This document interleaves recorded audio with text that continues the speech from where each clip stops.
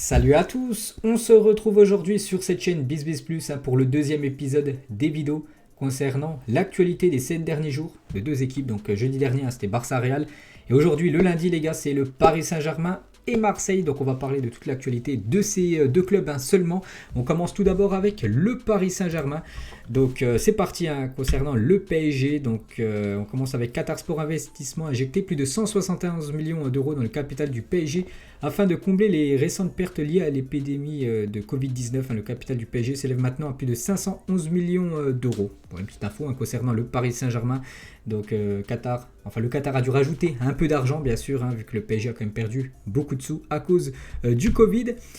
Concernant Sergio Ramos les gars, donc ça date d'il y a quelques jours, j'ai dit les gars c'est l'actualité des 7 derniers jours. Donc Ramos va poursuivre l'entraînement individuel encore 10 jours dans l'objectif du retour à l'entraînement collectif. C'est que Ramos, on l'attendait vendredi dernier contre Angers, du coup il n'a pas été là Sergio Ramos, et il manquera au minimum les 3 prochains matchs. Donc Angers c'était vendredi, demain le PSG, n'oubliez pas, il joue contre l'équipe de Leipzig, il est bien forfait et il est aussi forfait un dimanche contre le Classico. Sergio Ramos, toujours pas de SR4 dans le groupe parisien, lui qui avait été impressionnant lors de sa visite médicale. On l'a toujours pas vu, on est quand même quasiment fin octobre. Et Dimeco, par rapport à Ramos, il a dit Ramos n'est pas venu à Paris pour être champion d'automne, mais pour amener peut-être l'étincelle qui manque quand il faut aller chercher un titre. On en parlera le 28 mai prochain. Je pense qu'il va rendre de grands services. Bon, voilà, c'est vrai qu'il va certainement rendre de grands services, Sergio Ramos, mais il faut qu'il soit apte à jouer tant qu'il est blessé. Je crois que c'est son genou que Ramos, il a du mal. Donc tant qu'il n'est pas là, on ne peut pas voir bien sûr les capacités du défenseur espagnol. Le dernier 11 du Paris Saint-Germain contre l'équipe de Angers, c'est cette équipe qui a commencé titulaire, c'était vendredi dernier. Donc demain contre le RB Leipzig, il y aura, je pense, beaucoup de changements. Donnarumma devrait, je pense, commencer titulaire. Diallo, je pense pas qu'il va commencer titulaire, peut-être Nuno Mendes. Kimpembe, certainement titulaire demain. Kehrer, je pense, sera sur le banc. La même chose pour Dagba, la même chose pour Herrera, Danilo. Verratti commencera peut-être demain contre le RB Leipzig. Et devant Icardi et Rafinha, je pense pas que ça va commencer. Bien sûr, demain il y aura Messi et Neymar en plus. Donc ça c'était la compo du dernier match et le PSG a s'imposé vendredi les gars contre l'équipe de Angers. Un but de Danilo, un but de Kylian Mbappé en toute fin de match, un but sur penalty. Il a obtenu une belle note Kylian Mbappé les gars, c'était samedi dans le journal de l'équipe. Il a obtenu une note de 7 par rapport à sa prestation vendredi dernier. Donc c'est bien pour Kylian, il a été bon lors de la Nations League avec l'équipe de France. Il est bon avec le PSG, c'est bien. Et Kylian Mbappé, alors attendez, voilà, Kylian Mbappé a retrouvé le chemin des filets après être resté muet lors des 3 derniers matchs de Ligue 1. Il casse cette mauvaise série. Il avait aussi une mauvaise série en équipe de France, 6 matchs, aucun but. Il a été buteur lors de la finale. Il a été buteur aussi avec le Paris Saint-Germain. Il n'arrivait plus trop à marquer. Donc c'est bien là, c'est plein de confiance avant le match de Ligue des Champions demain. Et le PSG a remporté tous ses matchs au Parc des Princes lorsque Mbappé a été buteur. C'est incroyable cette stat. 37 victoires en 37 matchs quand Mbappé marque. En Ligue 1, au Parc des Princes, le Paris Saint-Germain gagne à chaque fois. Voilà, les stats ne mentent pas. Toujours avec Kylian et Kimpembe, donc 2 joueurs qui ont gagné la Nations League. On peut voir que Nasser, le président du Paris Saint-Germain, il leur a donné un trophée par rapport à cette victoire avec l'équipe de France lors de la finale de la Nations League. Toujours avec Kylian, depuis sa prise de parole sur RMC et l'équipe, Kylian Mbappé était passeur et buteur sur chaque match qu'il a disputé. Voilà, il a répondu présent, vous vous souvenez, à toutes les déclarations de Mbappé.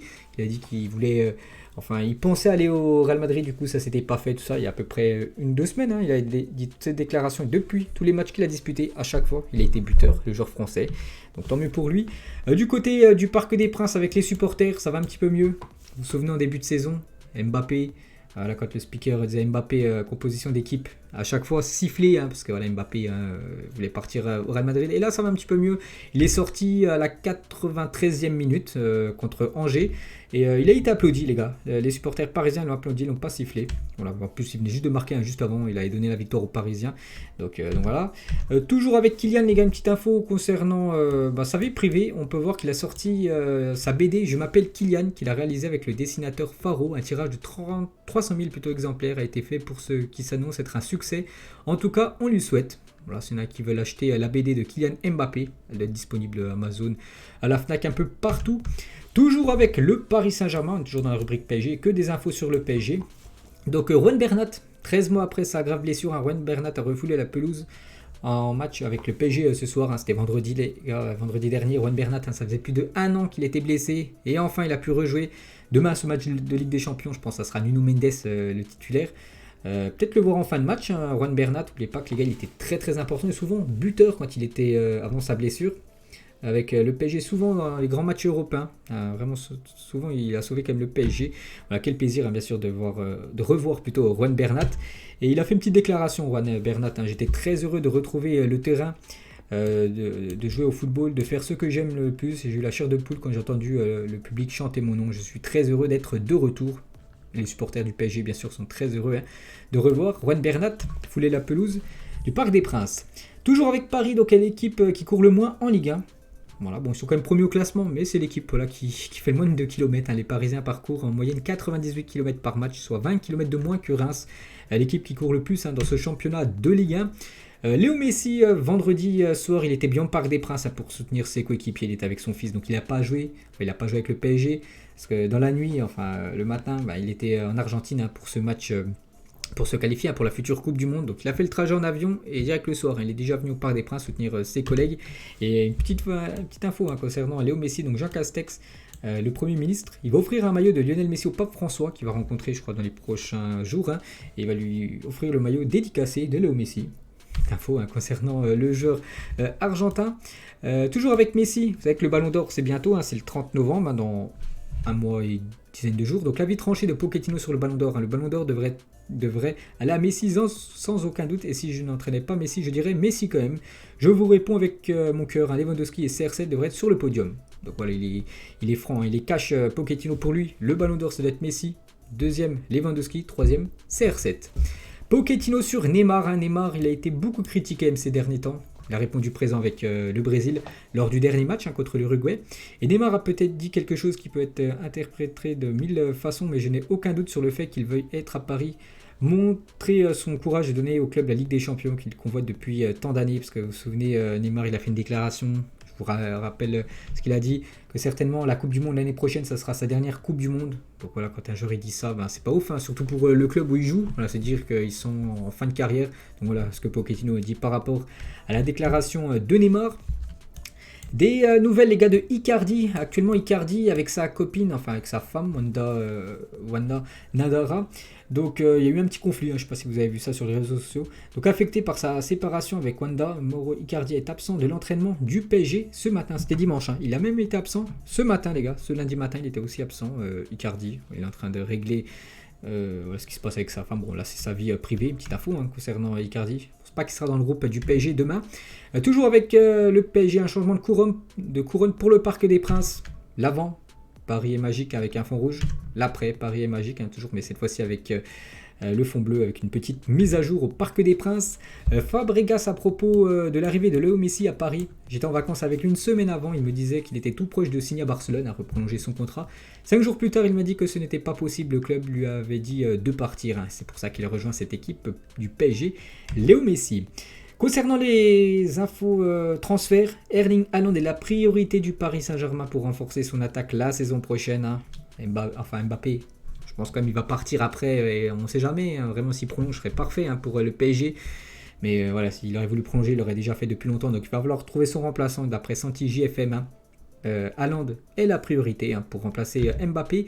Et Pini Zahavi aimerait placer Robert Lewandowski au PSG cet été au vu de l'avenir incertain de Kylian Mbappé et Icardi. Le candidat au Ballon d'Or pense pouvoir performer encore 4 ans au haut niveau. D'après Bild, donc Bild les gars, en fait c'est un journal qui équivaut au journal L'Équipe. Voilà, en Allemagne, c'est un journal voilà, sérieux. Donc voilà ce qu'ils disent, hein, que Lewandowski lui aussi pourrait être placé du côté du PSG, que ce soit Lewandowski ou Erling Haaland, hein, c'est du très très lourd hein, bien sûr. Donc on verra les gars, on verra bien sûr. Il reste encore quelques semaines avant le début du mercato hivernal. Toujours avec Paris, dimanche prochain match hein, les gars, le PSG se déplace du côté de Marseille, un gros choc. Et on va parler, voilà on passe en deuxième partie de vidéo, on va parler maintenant de l'actualité de l'Olympique de Marseille. Et sur ce match, hein, c'est les deux équipes que je parle et elles vont se rencontrer dimanche prochain. Donc Guendouzi hein, sur le match contre le PSG, je sais qu'on peut faire quelque chose de très bien. J'ai entièrement confiance en mon équipe, ça va être un très beau match et je suis sûr qu'on va prendre les 3 points. Donc il a dit ça à la fin du match hier contre l'équipe de Lorient. Pour lui, voilà, Marseille va s'imposer contre le PSG. Hein, c'est comme le 3e qui reçoit le 1er. En plus, sur une grosse ambiance la semaine prochaine du côté du Vélodrome. Et ça sera un match de Ligue des Champions pour Dimitri Payet, pour ce match contre l'équipe de Paris. Et hier, ils ont fait le taf, Marseille, les gars. Voilà, Marseille contre l'équipe de Lorient. Ils ont fait le taf hier, ils étaient menés 1-0. Ils ont gagné le match 4-1. Camara, Guendouzi, Milik. Et de nouveau Guendouzi, bon c'est un but contre son camp, bon, voilà, on va l'accorder à Guendouzi. Belle performance, j'ai regardé le match les gars, vraiment convaincant, cette équipe de Marseille. Payet le boss, en une note journal l'équipe, il a été très bon les gars, Payet ça qui fait vraiment un gros début de saison. Dans le jeu, décisif, il a réalisé 3 passes décisives hier, Dimitri Payet. On peut voir ses stats quand même depuis que Sampaoli est arrivé du côté de Marseille. Voilà, c'est plus le même Payet. C'est vrai que sous l'ère Villas-Boas, il n'avait pas des stats comme ça. 17 matchs, 8 buts et 10 passes décisives quand même pour Dimitri Payet. Et on peut voir que depuis 2009, Payet est le joueur ayant délivré le plus de passes clés juste derrière Mesut Özil et Léo Messi. Donc Payet, c'est 1224. C'est pas des passes décisives, c'est pas 1224 passes D depuis 2009. Ce serait énorme, c'est des passes clés. Donc en gros, c'est des passes qui amènent un but, donc le premier c'est Mesut Özil, plus de 1266 passes pour le joueur allemand. Sampaoli les gars sur Payet actuellement, je considère que Dimitri Payet joue actuellement à un très haut niveau. De tous les souvenirs que j'ai de ma carrière, Dimitri est l'un des meilleurs joueurs qui soit passé entre mes mains. Il a quand même entraîné Léo Messi avec l'Argentine, plein de grands joueurs, Aurel Di Maria, tout ça, et pour lui c'est quasiment le meilleur joueur qu'il a entraîné. Il est le joueur clé de cette équipe, bien sûr, Dimitri Payet, on l'a vu hier. On va parler de Milik les gars. Milik était blessé depuis pas mal de temps. Il a joué hier, titulaire. Il a marqué buteur ce soir. Milik n'avait plus marqué depuis le 23 mai dernier avec l'OM. La renaissance du Polonais est en cours. Et Milik, c'est des belles stats en Ligue 1 les gars depuis son arrivée. Milik est le joueur le plus rapide à atteindre la barre des 10 buts avec l'OM en championnat depuis Sonny Anderson. Voilà, donc encore une belle stat bien sûr pour l'attaquant polonais. Il va faire un bien fou. C'est vrai que Marseille jouait souvent sans numéro 9. Maintenant avec Milik devant. Il y a moyen vraiment que Marseille mette beaucoup de buts dans les parties. On va parler aussi d'une satisfaction, les gars, on en parle très peu, on parle très peu des gardiens. Mais Paul Lopez, du côté de l'OM, les gars, c'est quand même très costaud, l'ancien gardien de l'AS Roma, auteur d'une belle prestation ce soir, et donc du match hier. Et il a même été dans l'équipe type de cette 10e journée de Ligue 1, je l'ai vu tout à l'heure dans le journal L'équipe. Et sa relation avec Steve Mandanda, parce que Mandanda, depuis 2000, je sais plus, ça fait quasiment plus de 10 ans qu'il est du côté de Marseille. Chaque fois c'était lui le gardien, il y a eu Yoann Pelé, mais à chaque fois Pelé c'était la doublure. Mais là, Paul Lopez, c'est lui le numéro 1, il a mis quand même Mandanda sur le banc. Et la relation est très bonne avec Mandanda, j'en profite pour le remercier parce qu'il m'a beaucoup aidé. Quand on arrive dans un nouveau pays, ce n'est jamais facile. Avoir quelqu'un comme Steve, légende de ce club, m'a beaucoup aidé. Donc voilà, on peut voir que la relation est, voilà, c'est un beau fixe, on va dire, entre les deux gardiens. Et c'est vrai que si Lopez continue à faire des belles prestations comme ça, Mandanda, ça va être compliqué qu'il retrouve sa place de titulaire. Saliba, les gars, le joueur de Arsenal, n'oubliez pas que Arsenal veut récupérer Saliba, actuellement il est prêté du côté de Marseille, mais en fin de saison, fin de son prêt. Saliba va certainement retourner du côté de Arsenal, et là vraiment Arsenal contraint sur le défenseur français, parce qu'il voit actuellement qu'il fait des belles prestations avec l'OM.